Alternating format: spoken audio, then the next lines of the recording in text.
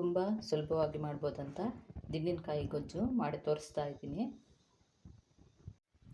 ಇವತ್ತಿನ ವಿಡಿಯೋದಲ್ಲಿ ನಾನು ದಿಂಡಿನಕಾಯಿಯಿಂದ ಗೊಜ್ಜು ಮಾಡ್ತಾ ಇದ್ದೀನಿ. ಅದಕ್ಕೆ ಕಾಯಿ, ಉಪ್ಪು, ಜೀರಿಗೆ, ಮೆಣಸು, ದಿಂಡಿನಕಾಯಿ ಬೇಯಿಸಿ ತೊಗೊಳ್ಬೇಕು. ಹೇಗೆ ಮಾಡೋದು ಅಂತ ತೋರಿಸ್ತೀನಿ. ಒಂದು ಪಾತ್ರೆಯಲ್ಲಿ ನೀರಿಟ್ಟು ದಿಂಡಿನಕಾಯಿನ ಬೇಯಿಸ್ಕೊಳ್ಬೇಕು. ಚೆನ್ನಾಗಿ ಬೆಂದ ಮೇಲೆ ಅದರಿಂದ ರಸ ತೆಕ್ಕೊಳ್ಬೇಕು.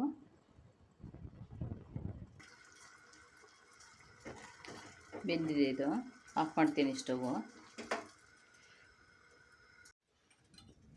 ಒಂದು ಬಾಣಲಿ ತಗೊಂಡು ಜೀರಿಗೆ ಮೆಣಸು ಹಾಕಿದ್ದೀನಿ. ಸ್ವಲ್ಪ ತೆಂಗಿನ ಎಣ್ಣೆ ಹಾಕ್ಕೊಂಡು ಸ್ವಲ್ಪ ಹುರ್ಕೊಳ್ತೀನಿ ಉರಿ ಹೋಗಲಿಕ್ಕೆ.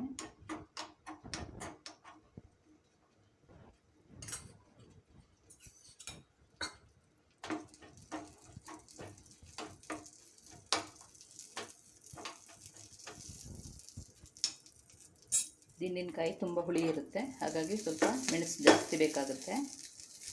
ಖಾರ ನೋಡಿ ಬೇಕಾದಂಗೆ ಹಾಕ್ಕೊಳ್ಬೋದು.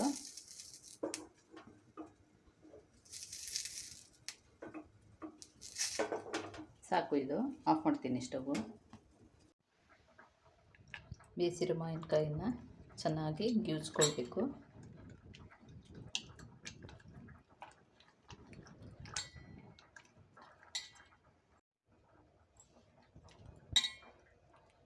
ಎಲ್ಲ ಗಿವ್ಚಿ ಈ ಬೀಜ ತೆಗೆದು ಹಾಕಬೇಕು. ಇದನ್ನೆಲ್ಲ ರುಬ್ಲಿಕ್ಕೆ ಹಾಕ್ಬೋದು. ಮಿಕ್ಸಿ ಜಾರ್ ತೊಗೊಂಡು ಇದನ್ನು ಹಾಕ್ಕೊಳ್ತೀನಿ ಸಿಪ್ಪೆ ಸಮೇತ.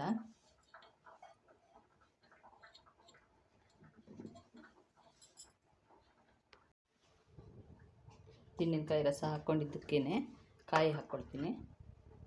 ಒಂದು ಬೌಲ್ ಕಾಯಿ ಹಾಕ್ಕೊಂಡಿದ್ದೀನಿ. ಉಪ್ಪು ಹಾಕ್ಕೊಳ್ತೀನಿ,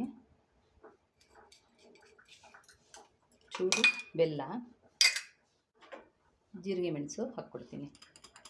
ಇದನ್ನು ನುಣ್ಣಗೆ ರುಬ್ಬಿ ತರ್ತೀನಿ.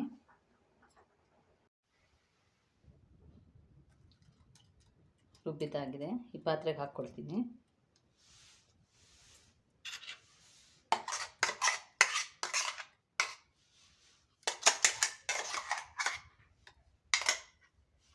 ಸ್ವಲ್ಪ ನೀರು ಹಾಕ್ತೀನಿ.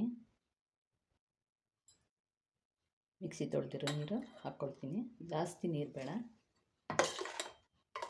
ಇದು ಸರಿ ಇದೆ. ಇದು ದಿಂಡಿನಕಾಯಿ ಆದ್ದರಿಂದ ತುಂಬ ಹುಳಿ ಇರುತ್ತೆ, ಹಾಗಾಗಿ ಖಾರ, ಉಪ್ಪು ಎಲ್ಲ ಸ್ವಲ್ಪ ಜಾಸ್ತಿ ಬೇಕಾಗುತ್ತೆ. ಅವ್ರವ್ರ ರುಚಿಗೆ ನೋಡಿ ಹಾಕ್ಕೊಳ್ಬೋದು. ಗೊಜ್ಜಿಗೆ ಒಂದು ಒಗ್ಗರಣೆ ಮಾಡ್ಕೊಳ್ತೀನಿ. ಒಂದು ಬಾಣಲಿ ತಗೊಂಡು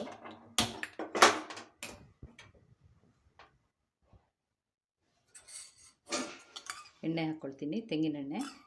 ನೀವು ಯಾವ ಎಣ್ಣೆ ಬೇಕೋ ಅದನ್ನು ಹಾಕ್ಕೊಳ್ಬೋದು. ಮೆಣಸು, ಸಾಸಿವೆ ಸಿಡಿದ ಮೇಲೆ ಒಂದು ಸಣ್ಣ ತುಂಡು ಹಿಂಗೆ ಹಾಕ್ಕೊಳ್ತೀನಿ. ನಾನು ಗಟ್ಟಿ ಹಿಂಗೆ ಹಾಕ್ಕೊಳ್ತಾ ಇದ್ದೀನಿ. ಒಗ್ಗರಣೆಯನ್ನು ಗೊಜ್ಜಿಗೆ ಹಾಕ್ಕೊಳ್ತೀನಿ.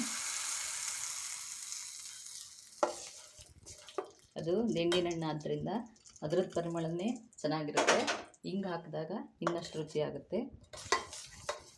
ದಿನ ಸಾಂಬಾರು, ಸಾರು ಎಲ್ಲ ಮಾಡಿ ತಿನ್ನುವ ಬದಲು ಇಂಥದ್ದೊಂದು ಗೊಜ್ಜು ಮಾಡಿ ತಿಂದರೆ ತುಂಬ ಚೆನ್ನಾಗಿರುತ್ತೆ. ಊಟನೂ ಸ್ವಲ್ಪ ಜಾಸ್ತಿ ಹಿಡಿಸುತ್ತೆ. ನನ್ನ ವಿಡಿಯೋ ಇಷ್ಟ ಆದರೆ ಲೈಕ್ ಮಾಡಿ, ಶೇರ್ ಮಾಡಿ, ಫಾಲೋ ಮಾಡಿ. Thank you.